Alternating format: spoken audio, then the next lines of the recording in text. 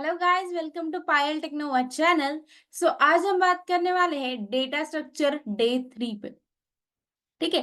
तो data structure क्या है, डेटा स्ट्रक्चर के की पॉइंट्स क्या है, ये हमने डिस्कस कर लिए थे लास्ट टॉपिक, लास्ट वीडियोस में। जैसे हम एक बार फिर से रिवाइज करेंगे, इससे आपको और क्लियरिटी मिलेगी गाइस। ठीक है। फर्स्ट लेक्चर में हमने क्या देखा था? फर्स्ट लेक्चर में जो बेसिक बेसिक पॉइंट होते हैं, जैसे कि मतलब डेटा क्या होता है, इंफॉर्मेशन क्या होती है, क्लियर है।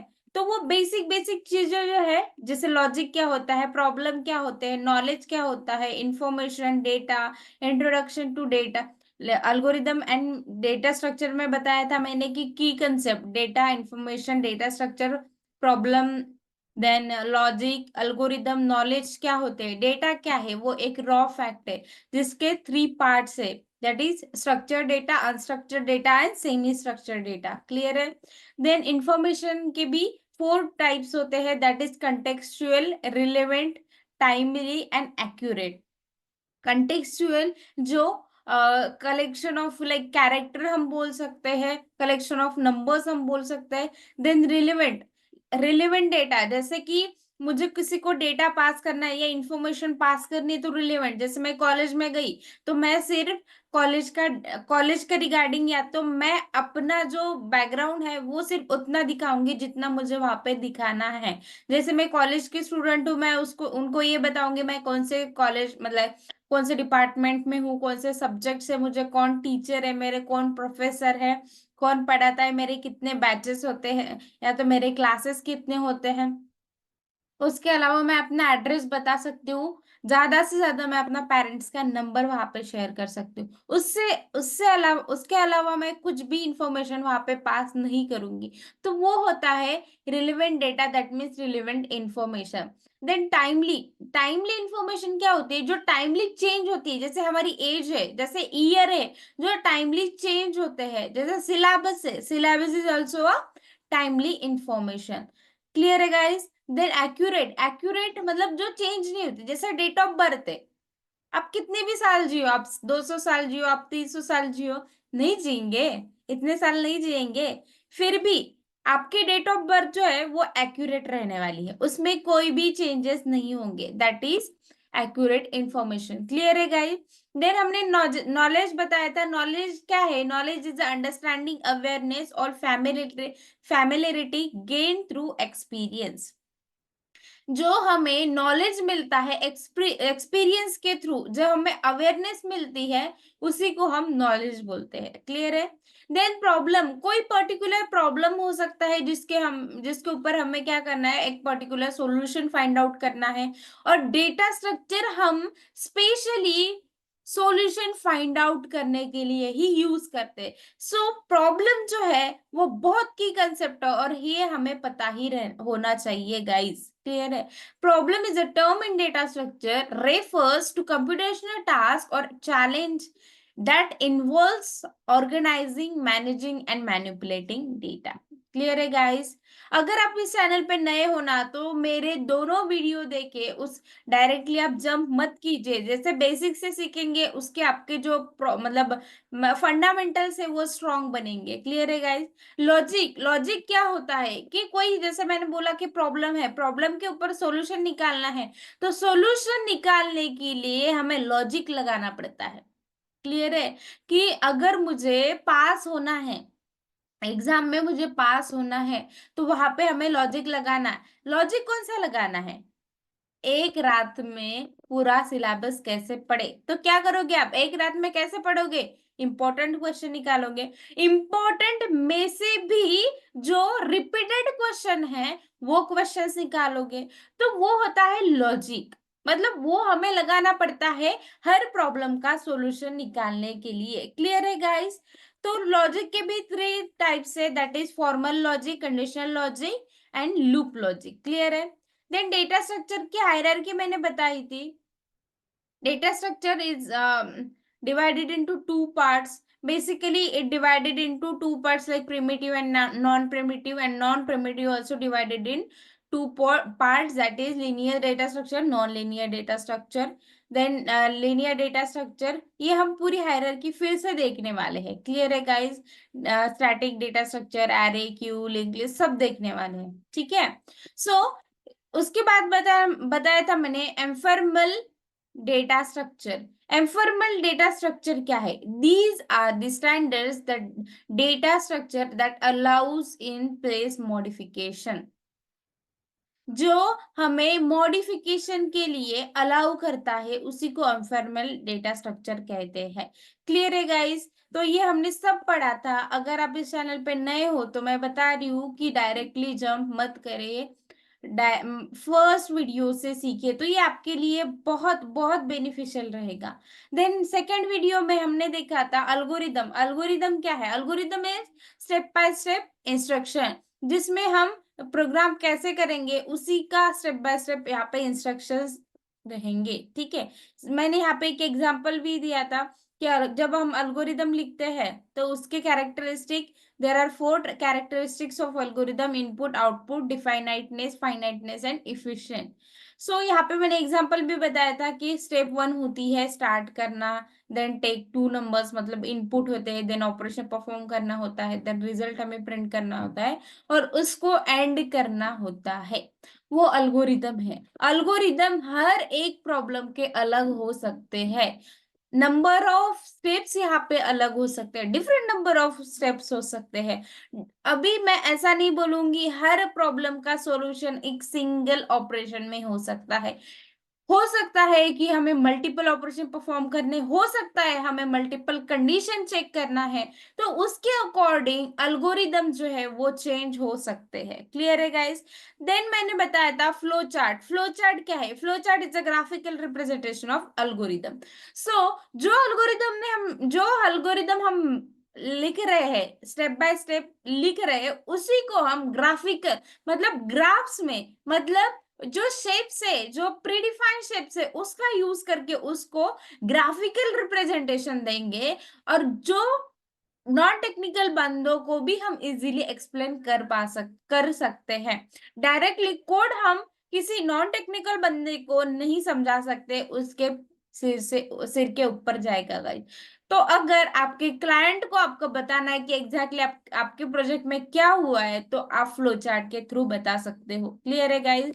सो फ्लो चार्ट में ये मतलब शेप से जो हमें एंड करने के लिए ओवल यूज करना होता है, रेक्टेंगल प्रोसेस के लिए, कनेक्टर के लिए सर्कल यूज करते हैं, कंडीशन के लिए डायमंड यूज करते हैं, देन पैरेललोग्राम इनपुट के लिए यूज करते हैं, और एरो जो है वो डायरेक्शन प्रोवाइड करता है। मैंने यहाँ पे एक एग्जांपल भी दिया है।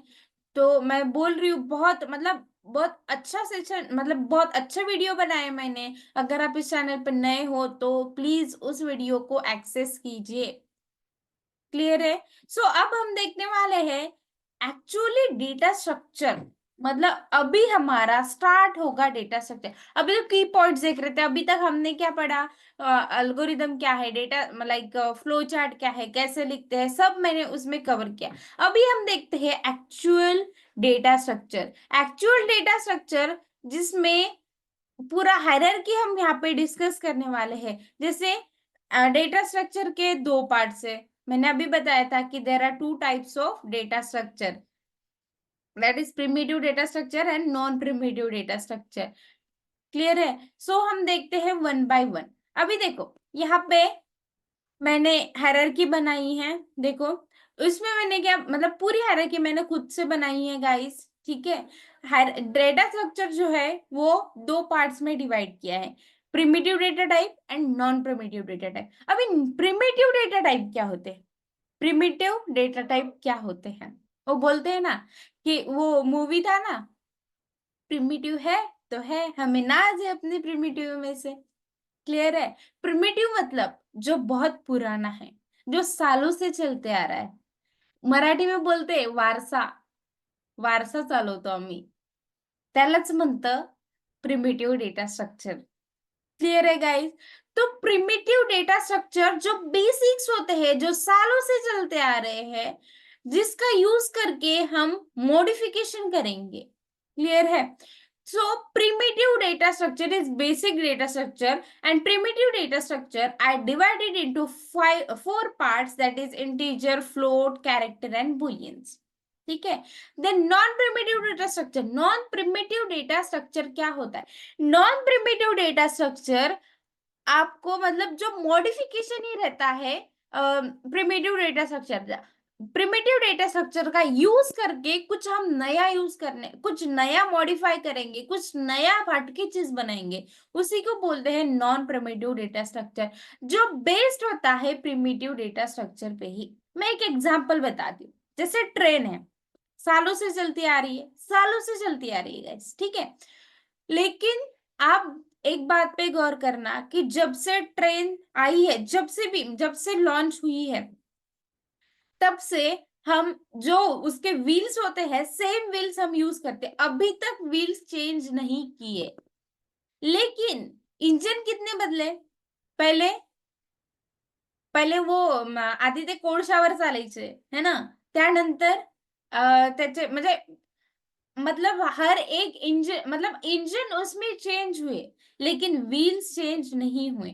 मतलब प्रिमिटिव क्या है? प्रिमिटिव उसमें क्या है? ट्रेन है, उसके बाद उसके व्हील्स है, लेकिन उसी को मॉडिफाई किया, उसको इंजन में मतलब अभी देखो, अभी तो इलेक्ट्रिक ट्रेन्स भी अवेलेबल है, पहले थी क्या? नहीं। लेकिन जो प्रिमिटिव थी, मतलब जो ट्रेन थी, ट्रेन तो वही है। देखो आप मेट्रो, मेट्रो भी मतलब देखो, आप अगर पुणे से हो तो देखो, आप मेट्रो से अगर आपने ये किया मतलब ट्रैवल किया होगा, मेट्रो की भी व्हील सेम है जैसे ट्रेन की होती है। मतलब इतना सब चेंज हुआ, व्हील्स क्यों नहीं चेंज हुए? सोचने की बात है ना गाइस। चलो ठीक है, वो हमारा टॉपिक नहीं है, मैं जस्ट बता रही हूँ कि प्रिमिटिव ट्रेन है, और नॉन प्रिमिटिव मतलब जो उसका मॉडिफ मतलब प्रिमिटिव चीजों को ही मॉडिफाई करेंगे, that is non primitive data structure. Engine में हमने मॉडिफिकेशन किया। क्लियर है गाइस? सो प्रिमिटिव डेटा स्ट्रक्चर के एग्जांपल्स में टाइप्स बताए थे, integer, float, character, Boolean. Clear है? Then non-primitive data structure is also divided in two parts, that is linear data structure and non-linear data structure. Clear है guys? Linear data structure and non-linear data structure. So linear data structure is also divided into four parts, that is array data structure, stack data structure, queue data structure, and linked data structure. Then non-linear data structure is also divided into three parts, that is tree data structure, hash table data structure, and graph data structure. इसको हम मतलब properly देखेंगे guys. Linear data structure क्या होता है? Linear data structure क्या होता है? जो जिसमें हम जो लीनियर मतलब लीनियरली जो सीक्वेंशियल मैनर में हम डेटा उसको उसका रिप्रेजेंट करेंगे या डेटा उसका लिखेंगे गाइस, ठीक है। सपोज मैं एग्जांपल मतलब पहले बात करती हूँ एरे की। तो एरे क्या करता है गाइस? अगर हमारी मेमोरी है तो वो एक कलेक्शन मतलब कलेक्शन ऑफ एलिमेंट वो स्टोर करता है सेम डेटा टाइप के, ठीक है। सो कलेक्शन ऑफ डेटा टाइप से मतलब सेम डेटा टाइप के वो स्टोर करता है। अभी देखो, कलेक्शन ऑफ एलिमेंट वो तो पर्टिकुलर डेटा टाइप की ही है। वो element can be in integer, float, character, but array का डेटा टाइप जो रहेगा उसी टाइप के सारे एलिमेंट्स रहेंगे। अगर मेरा इंटीजर डेटा टाइप है तो इंटीजर टाइप के ही उसके एलिमेंट्स रहेंगे। क्लियर है गाइस? तो एक बात पे गौर कीजिए कि इसमें मैंने टाइप क्या बताया? इंटीजर। मतलब इंटीजर इंटीजर वैल्यू तो हम यूज कर रहे हैं, लेकिन यहाँ पे कलेक्शन ऑफ इंटीजर यूज कर रहे हैं। क्लियर है गाइस? समझ में आ रहा है कि इंटीजर में हम बेसिक एक ही वैल्यू पास कर सकते थे, और इसमें हम कलेक्शन ऑफ इंटीजर वैल्यू हम यहाँ पे पास कर सकते हैं। That is non primitive data structure. Non primitive data structure जो प्रिमिटिव का यूज करके ही खुद का मॉडिफिकेशन करके लॉन्च करता है। क्लियर है गाइस? तो सपोज मैं यहाँ पे लेती हूँ, अगर मेरा एरे का नेम है यहाँ पे सपोज ARR, ठीक है, और मैं इसमें सपोज वैल्यूज पास करूंगी 2, 4, देन 6, 9, ठीक है। तो यहाँ पे मैंने वैल्यूज पास कर दे। देखो मैंने सारे जो वैल्यूज पास किए हैं वो सारे इंटीजर के हैं, इंटीजर के। अभी मैं यहाँ पे फ्लोट की वैल्यू पास नहीं कर सकती गाइस, ठीक है। मैं यहाँ पे फ्लोट की वैल्यू नहीं कर सकती क्योंकि मुझे यहाँ पे इंटीजर मतलब इंटीजर टाइप का ही एरे जो है वो लेना है। क्लियर है गाइस? क्यों?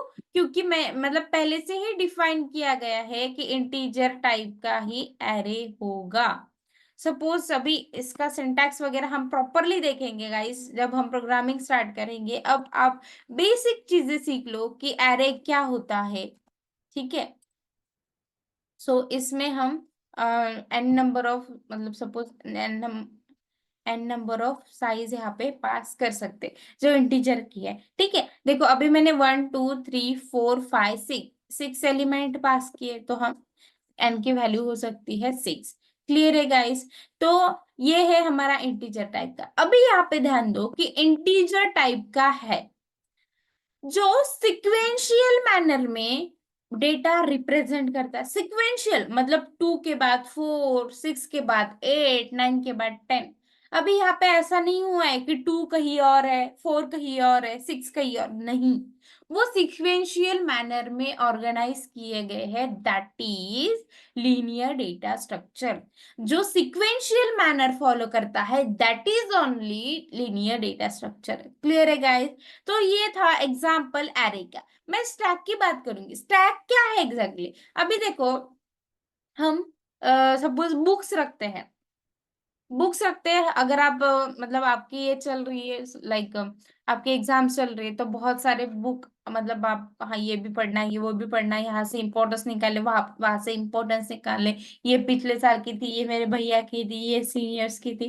तो सब बुक्स जो है आपने अगर इकट्ठा कर लिए तो आप क्या करोगे? पहले एक बुक रखोगे, उसके बाद दूसरी बुक रखोगे, उसके बाद थर्ड बुक रखोगे। मतलब क्या कर रहे हो आप वहां पे? एक के ऊपर एक रख रहे हो, एक के ऊपर एक रख रहे हो। मैं एक एग्जांपल बताती हूँ। सपोज एक बुक ले ली मैंने, ठीक है। उसके बाद मैंने दूसरी बुक यहाँ पे मैं रख दूंगी, उसके बाद तीसरी बुक मैं यहाँ पे रख दूंगी,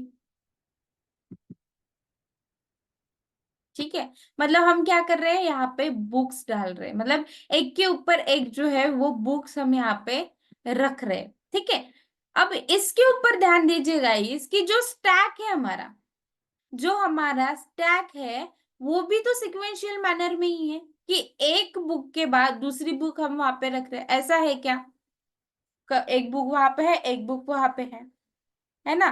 तो ऐसा नहीं है। हम माना कि जब हम एग्जाम मतलब एग्जाम चल रही होती है हम बुक कहीं पे भी फेंक देते हैं, लेकिन जब हम ऑर्गेनाइज करते हैं, डेटा स्ट्रक्चर क्या है? ऑर्गेनाइजेशन का ही तो पार्ट है, मैनिपुलेशन का ही तो पार्ट है। जो ऑर्गेनाइज करके रखते हैं उसी का तो पार्ट है, उसी के तो टाइप्स हम देख रहे हैं। तो हम ऐसे बिखरे हुई चीजों का नहीं मतलब बात कर रहे, ऑर्गेनाइज वे में हम देख रहे हैं, ठीक है। अगर हमने एक के ऊपर बुक्स रखे दैट इज स्टैक। मतलब एक बुक के ऊपर दूसरी बुक रखी, दूसरी बुक के ऊपर तीसरी बुक रखी, दैट इज ओनली स्टैक। जो सीक्वेंस फॉलो कर रहा है कि एक बुक के ऊपर दूसरी बुक, जो सीक्वेंस फॉलो कर रहा है दैट इज स्टैक। क्लियर है गाइस? सो अभी मैं बात करूंगी जो बहुत यूनिक रहने वाली स्टैक। स्टैक की एक बात गौर कीजिए, जो मैंने पहली बुक रखूंगी, समझ रहे हो? जो पहली बुक रखूंगी वो मैं सबसे लास्ट में निकालूंगी। जो सबसे लास्ट में रखूंगी ना, अगर सपोज मेरी ये बुक है, सपोज ए बुक है, तो ए बुक जो है मैं सबसे पहले उठाऊंगी।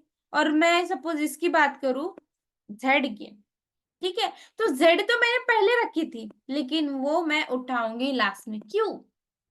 क्योंकि मैंने उसको पहले रखा है तो वो ऊपर तो नहीं आएगी, समझ रहे हो? वो ऊपर नहीं आएगी तो जो लास्ट में रख रहे उसी को हम प्रायोरिटी देंगे। तो इसे वो स्टैक फॉलो करता है last in first out approach. Last in first out,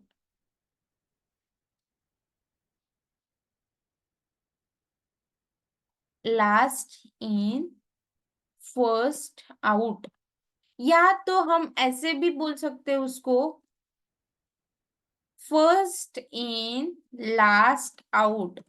जो एक तो लिफो बोल सकते हैं या तो फिलो बोल सकते हैं, ठीक है। Last in first out, last in first out, या तो first in last out. Clear है गाइस। लिफो या फिलो कोई भी टाइप मतलब उसको कुछ भी बोल सकते हैं दोनों में से। लिफो हो या फिलो हो, दोनों का मीनिंग एक ही है, last in first out, first in last out. Clear है गाइस। तो जो भी हम फर्स्ट बुक रखेंगे उसी को हम लास्ट में निकालेंगे, या तो जो लास्ट में बुक रखेंगे उसी को हम पहले निकालेंगे। क्लियर है गाइस। तो ये था स्टैक के बारे में। उसके बाद हम बात करते हैं क्यू के बारे में। क्यू क्या है? देखो, पहले पहले की बात कर रही हूं मैं, ठीक है। क्यों? मतलब अगर आप बैंक में जाते थे, ठीक है, बैंक में जाते थे तो वहां पे लाइन लगानी पड़ती थी, या तो कॉलेज के एडमिशन करते वक्त, वो एडमिशन के वक्त हमें लाइन लगानी पड़ती थी। क्यों लगानी पड़ती थी? कि मेरा नंबर सबसे पहले लगे, या तो लेट ना लगे। क्लियर है। तो मेरा नंबर जो है वो पहले लगना चाहिए, इसीलिए मैं, मतलब हम पहले क्या करते थे, क्यू लगाते थे। समझ रहे हो? कि सपोज मैं यहाँ पे क्यू लेती हूँ। अभी क्यू में क्या होता है कि समझो कि जो पहले लगता है, जो पहले लाइन में लगता है उसी का नंबर पहले आता है। वो स्टैक फॉलो नहीं करता, जो पहले आएगा उसको ला नहीं, जो पहले आएगा उसका काम पहले ही होगा। क्यों में ऐसा ही होता है ना गाइस। हम सब ने मतलब अ, देखा है कि लाइन में कैसे लगते हैं, ठीक है। हमारी जनरेशन में थोड़ा तो भी लाइन वगैरह का देखा है। अभी तो सब इंटरनेट मतलब ऑनलाइन की वजह से हमें जरूरत नहीं पड़ी, लेकिन पहले था गाइस, ठीक है। सपोज फर्स्ट लाइन है, ये सेकंड बंदा है, देन सपोज ये थर्ड बंदा है, ये फोर्थ बंदा है, और ये फिफ्थ बंदा है, ठीक है।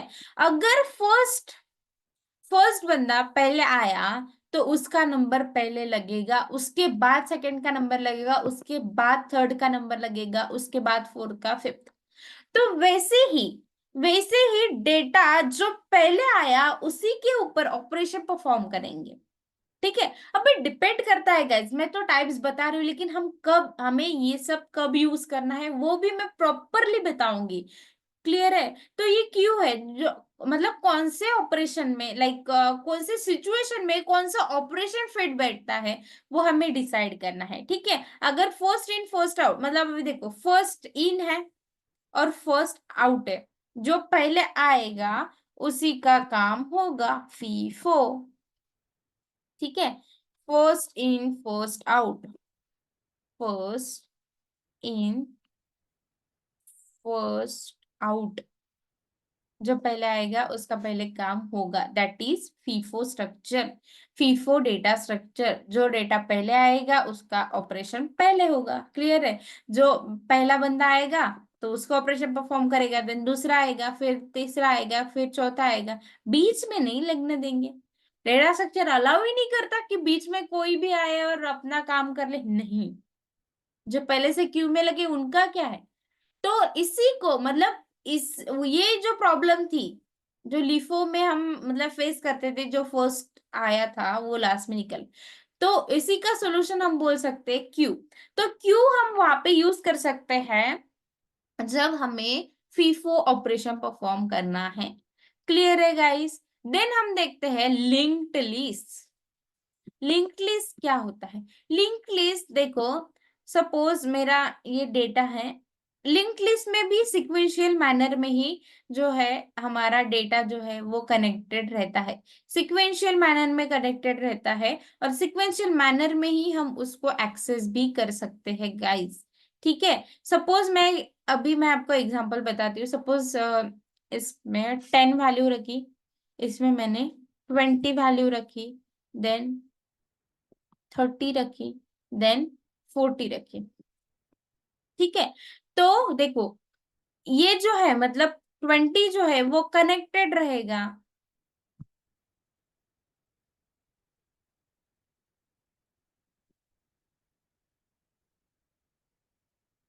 ठीक है। 20 जो है वो कनेक्टेड रहेगा 10 से, मतलब 20 जो है वो एड्रेस स्टोर करेगा 10 का, ठीक है। 30 जो है वो एड्रेस स्टोर करेगा, वो एड्रेस स्टोर करेगा 20 का, ठीक है। 40 एड्रेस स्टोर करेगा 30 का। मतलब क्या हो रहा है कि 10 का एड्रेस 20 को मिल रहा है, 20 का एड्रेस 30 को मिल रहा है, 30 का एड्रेस 40 को मिल रहा है। मतलब सिक्वेंशियल मैनर में हम डेटा को एक्सेस कर रहे हैं ना गाइस, क्लियर है। तो 10 के बाद ऑपरेशन परफॉर्म होगा 20 पे, देन होगा 30 पे, देन होगा 40 पे। तो लिंक्ड लिस्ट जो है वो एड्रेस के बिहाफ पे ऑपरेशन परफॉर्म करती है। क्लियर है गाइस, लिंक्ड लिस्ट,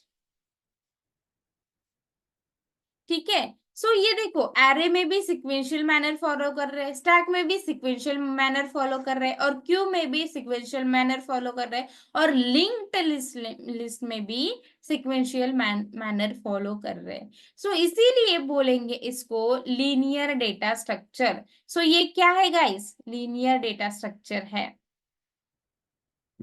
ठीक है। मैं यहाँ पे लिख लेती हूँ लीनियर डेटा स्ट्रक्चर, ठीक है। ये टाइप्स किसके हैं, लीनियर डेटा स्ट्रक्चर के, जो सिक्वेंशियल मैनर फॉलो करता है। क्लियर है गाइस, होप आपको मतलब लीनियर डेटा स्ट्रक्चर समझ में आ गया होगा, ठीक है। सो नेक्स्ट बात करते हैं नॉन लीनियर डेटा स्ट्रक्चर की। नॉन लीनियर डेटा स्ट्रक्चर में क्या होता है एग्जैक्टली, नॉन लीनियर में क्या होता है गाइस कि वो कोई पर्टिकुलर सीक्वेंस फॉलो नहीं करता है। Non linear data structure, non linear data structure कोई पर्टिकुलर एड्रेस फॉलो नहीं करता, वो कोई भी डेटा कहीं पे भी हो सकता है। सपोज मैं एक एग्जांपल देती हूँ ट्री का, ट्री का। तो सपोज पहला जो डेटा है, सपोज मेरा 20 यहाँ पे है, ठीक है। तो उसका मतलब इसमें क्या होता है, मतलब root node, then child node, ऐसे होते हैं, ठीक है। सपोज मेरा रूट नोड जो है, मैं प्रॉपरली बताऊंगी, ठीक है। जो पहला रूट नोड होता है जहां से मतलब डिवाइड होता है सारे नोड्स, उसको बोलेंगे हम रूट नोड, ठीक है गाइस। तो मैं इसको नाम देती हूँ, मतलब अच्छे से आपको समझेगा। सपोज ये ए है, ये बी है, देन ये सी है, देन ये डी है, और ये ई है। क्लियर है गाइस। तो देखो ये कनेक्टेड रहते हैं।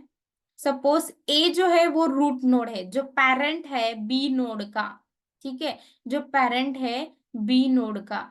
और सी जो है, सी का भी पेरेंट नोड है ए नोड। क्लियर है गाइस। मतलब ए एक पेरेंट नोड है जिसके चाइल्ड है बी और सी, देन बी के दो चाइल्ड है, दैट इज डी एंड ई। देखो यहाँ पे कोई सीक्वेंस फॉलो नहीं कर रहा, कोई भी सीक्वेंस फॉलो नहीं कर रहा। कहीं पे भी ए हो सकता है, कहीं पे भी बी हो सकता है, कहीं पे भी सी हो सकता है, ठीक है। लेकिन वो कनेक्टेड है, एटलीस्ट वो मेमोरी में कनेक्टेड है। अगर मुझे ऑपरेशन परफॉर्म करने हैं तो मैं उनको कॉल कर सकती हूँ using child node, parent node. Clear है गाइस। तो ये पर्टिकुलर सीक्वेंस फॉलो नहीं करते, इसीलिए मैं बता रही थी कि नॉन लीनियर डेटा स्ट्रक्चर कोई भी सिक्वेंशियल मतलब सीक्वेंस फॉलो नहीं करता। देन हम बात करेंगे ग्राफ्स की, ठीक है। तो ग्राफ भी क्या है, एक नॉन लीनियर डेटा स्ट्रक्चर है। नॉन लीनियर डेटा स्ट्रक्चर, अभी सपोज मैं यहाँ पे भी क्या होता है गाइस, नोड्स ही होते हैं जो इंटरकनेक्टेड होते हैं, लेकिन वो कोई सीक्वेंस फॉलो नहीं करते। सपोज मैं यहाँ पे लेती हूँ, इसको मैं नेम भी दे दूंगी तो प्रॉपरली आपको समझेगा, ठीक है। तो ग्राफ में डेटा कहीं पे भी हो सकता है, जैसे ट्रीज में होता था। ग्राफ में भी डेटा कहीं पे भी हो सकता है जो सीक्वेंस फॉलो नहीं करता, लेकिन वो इंटरकनेक्टेड होते हैं गाइस। आप कोई भी डेटा स्ट्रक्चर सीख लो, कोई भी इंटरकनेक्टेड तो होते ही है। पता कैसे चलेगा, पता कैसे चलेगा, इसीलिए वो इंटरकनेक्टेड होते हैं, इसीलिए वो एड्रेस होल्ड करते हैं। क्लियर है गाइस? तो इसमें भी ग्राफ्स में भी पाथ वगैरह हमें फॉलो करना होता है, वो हम प्रॉपरली देखेंगे गाइस। सिर्फ आपको क्विट नहीं करना है। क्लियर है? सपोज ये मेरा ए है, यहाँ पे अभी कोई पेरेंट नहीं, कोई चाइल्ड नहीं, ठीक है। ये बी है, ये सी है, ये डी है, ई है और एफ है। ठीक है। तो आप ऑपरेशन कहीं से भी स्टार्ट कर सकते हो, बी से स्टार्ट कर सकते हो, सी से स्टार्ट कर सकते हो। तो यहाँ पे हमें क्या होता है कि एक पर्टिकुलर पाथ चूज करना होता है जो कम से कम एलिमेंट को विजिट मतलब कम से कम विजिट कर कम से कम विजिट करे, प्लस ऑपरेशन भी परफॉर्म करे और प्रॉपरली आउटपुट भी दे। तो तब हम यूज करते हैं ग्राफ्स का। क्लियर है गाइस? तो यहाँ पे कोई रूट नोड नहीं होता, कोई पेरेंट नोड नहीं होता, कोई चाइल्ड नोड नहीं होता। क्लियर है गाइस? तो ये है ट्रीज एंड ग्राफ। क्लियर है? देन हैश टेबल भी वैसा ही होता है। वो टेबल के जैसे सपोज डेटा हम स्टोर करते हैं, तो उसका भी कोई मतलब ऐसा नहीं होता कि प्रॉपरली आप उसको लाइक वो कोई सीक्वेंस फॉलो करता है, नहीं।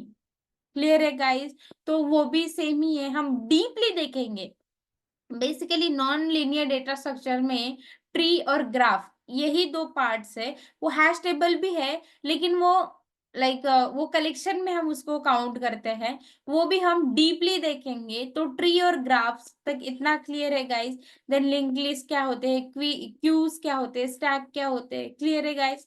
होप आपको वीडियो हेल्पफुल रहेगा। अगर आप इस चैनल पे नए हो तो लाइक कीजिए, सब्सक्राइब कीजिए, कमेंट कीजिए और शेयर कीजिए गाइस। सच में ये सीरीज आपको बहुत हेल्पफुल रहेगी और बहुत कुछ सीखने को मिलेगा, क्योंकि मैं खुद 10 सालों से आईटी बैकग्राउंड में हूं। तो मेरे पास क्या कुछ नहीं है आपको बताने के लिए। तो इसीलिए क्विट मत कीजिएगा, बने रहिए। तो मिलते हैं गाइस नेक्स्ट वीडियो में। Thank you so much.